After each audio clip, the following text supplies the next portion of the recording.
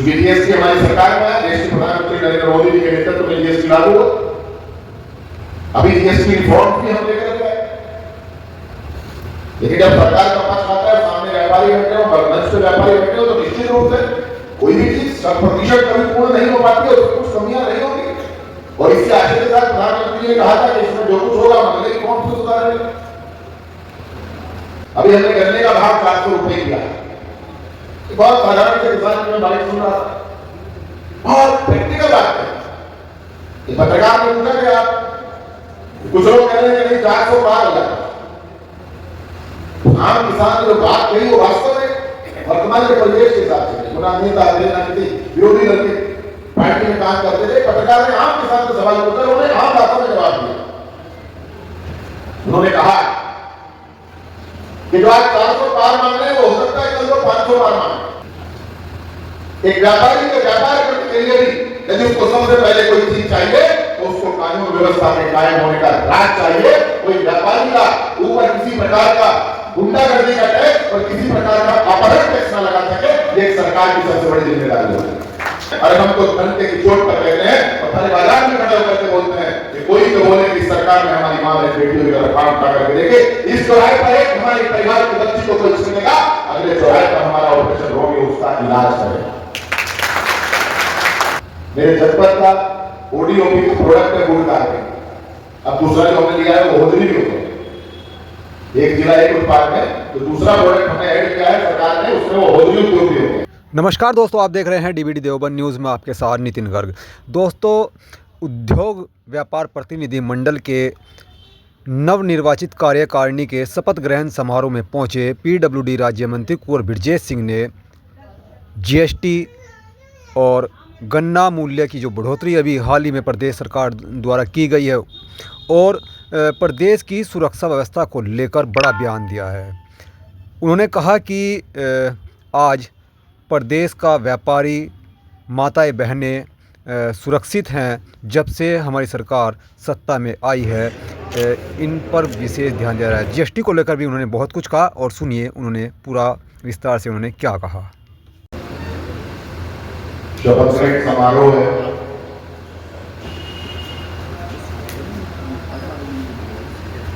अभी आज सबके प्रांतीय अध्यक्ष के द्वारा आप सबको शपथ दिलाई है।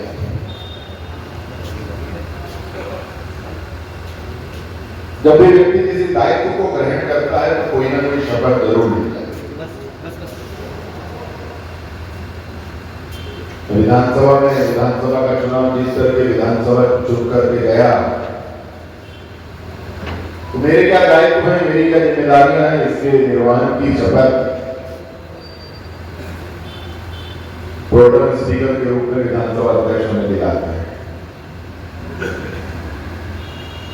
उत्तर प्रदेश की सरकार में मंत्री बनने का अवसर मिला तो महामहिम राज्यपाल महोदय के द्वारा हमें शपथ दिलाई गई। लेकिन उस शपथ के बाद भी उस भारत की संवैधानिक व्यवस्था है, हमें फिर से विधानसभा की सदस्यता की शपथ।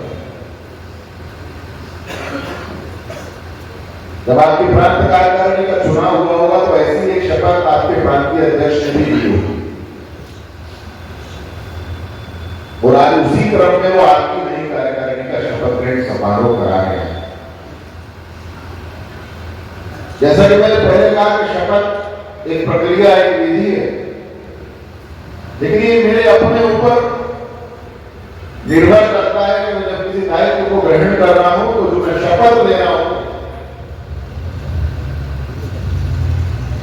उस शपथ को मैं औपचारिकता के लिए शपथ ग्रहण कर रहा हूं या जो शपथ मैं इस पद के लिए ले रहा हूं उसके प्रति अपनी जिम्मेदारी कितनी निभाऊंगा, मेरे अपने अंतर्मन में उसको लेकर के कितनी गंभीरता है, ये शपथ का मूल भाव। आदरणीय लोकेश जी ने आप सबके संघर्ष करने के लिए प्रदेश के प्रांतीय अध्यक्ष के रूप में शपथ ली और उनको अपनी जिम्मेदारियों का एहसास है। सुनाते वो अपने शहर से चल करके रात के 9 बजे देवबंद में बैठे हैं, यही शपथ का प्रमाण है। इसलिए मैं आग्रह करता हूं आज तो नहीं कार्यकारिणी आपकी शपथ ले रही, आदरणीय भाई साहब लोकेश जी से अभी वार्ता के क्रम में कई बातों पर वार्ता चल रही थी। उन्होंने कहा मैं 78 से उद्योग व्यापार मंडल की राजनीति में, यानी कि मैं तो केवल 6 साल का था। अब आप उनके संघर्ष के कालखंड को देखिए। उन्होंने अपने व्यक्तिगत जीवन के लिए तो कुछ किया नहीं, अपना व्यक्तिगत कोई हित भी इसमें उन्होंने नहीं देखा। और राजनीति में व्यक्ति काम करता है, सामाजिक सेवा भाव के लिए करता है, तो मन में आकांक्षा रहती है मैं एक दिन विधायक बनूंगा, विधान परिषद सदस्य बनूंगा, एमएलए बनूंगा, एमपी बनूंगा, ये रहती है। लेकिन उन्होंने अपने आप को खपाया तो इसलिए खपाया कि मेरे व्यापारियों का कोई उत्पीड़न न कर सके, मेरे व्यापारियों पर कभी कोई संकट आए तो मुझे बुलाए तो वहां पहुंच। और जिस प्रकार उन्होंने अपने दायित्व का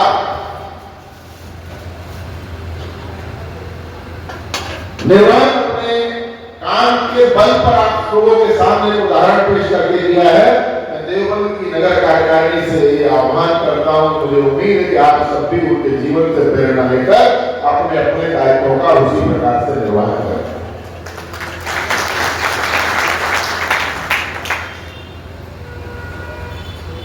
व्यापार मंडल के बारे में चर्चा हो रही थी, मैंने नया सवाल पूछ लिया। उनका ये कौन सा व्यापार मंडल, मुझे भी खुशी हुई। उन्होंने कहा कि यह एक ही व्यापार मंडल है, उद्योग व्यापार प्रतिनिधि मंडल है। लेकिन जब बात व्यापारी की बात है, चूंकि जीएसटी हमारी सरकार में है, देश के प्रधानमंत्री नरेंद्र मोदी जी के नेतृत्व में जीएसटी लागू हुआ।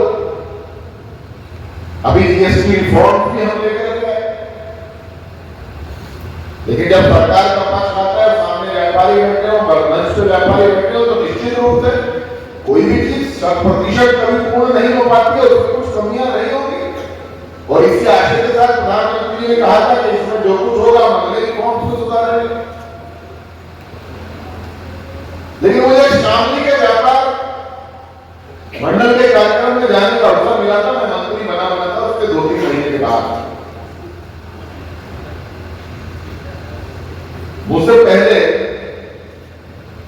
वहां पर समाजवादी पार्टी के विधायक, मैं उस समय राष्ट्रीय लोकदल के वो विधायक थे और हमारे साथ सहयोगी दल के रूप में नहीं थे, वो बोल रहे थे। नेचुरल मानसिकता रहती है कि अगर हम विपक्ष में रहेंगे तो सरकार की किसी काम की तारीफ करेंगे तो कटघरे में खड़े हो जाएंगे। तो बहुत सारी कमियां गिना करके गए। संयोग से उनके तुरंत बाद मुझे बोलना था।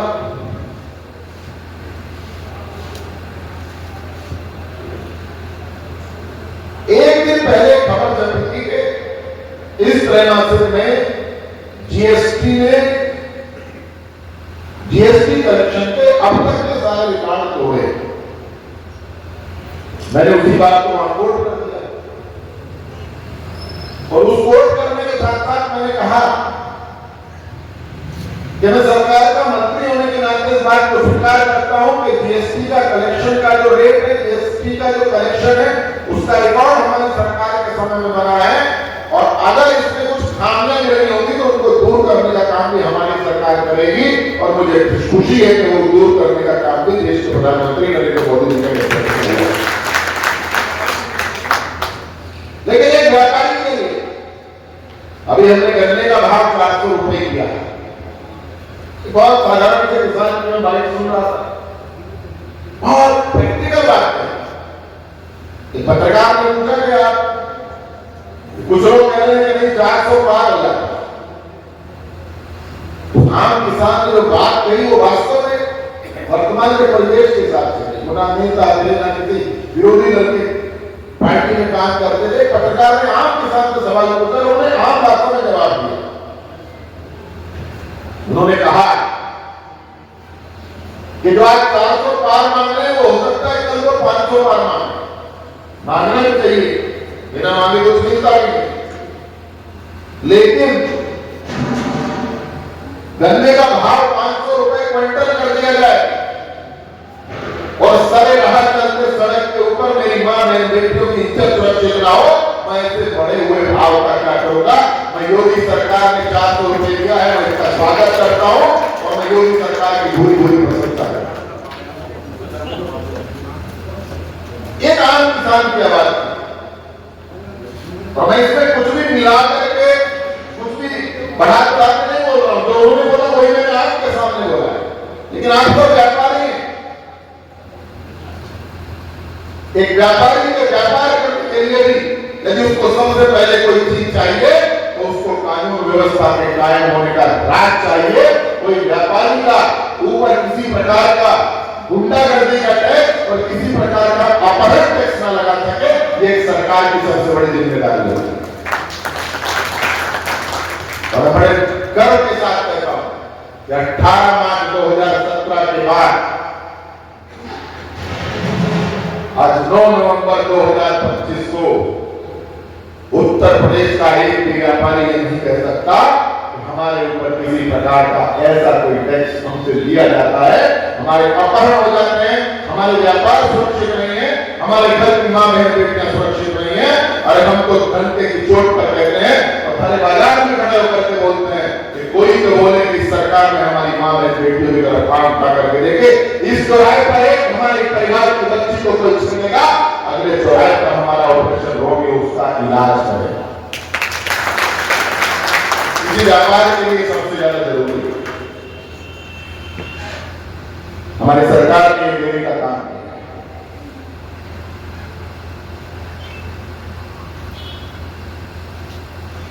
आप सब लोग अपने अलग अलग तरह के व्यापार से जुड़े हो, मैं आप लोगों से आग्रह करता हूं,